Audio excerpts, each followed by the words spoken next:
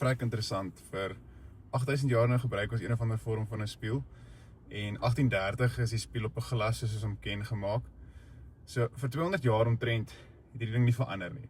Dis asof dit agtergebly het met al die ander tegnologiese goed. Min dinge is nog steeds dieselfde van 1830 af. En dit sê eintlik vir jou iets van die doel van wat dit moet wees. Spieël is gemaak om te weerkaats wat dit wys. As jy enigstens aan hom verander, dan gaan hy nie meer dit doen wat hy gemaak is om te doen nie.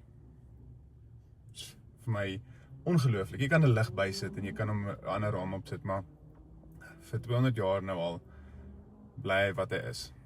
En so dink ek het sê nog ook al iets van ons. Al is jy 200 jaar oud of jy voel 8000 jaar oud en daar's nie verandering nie, daar's niks anderster nie.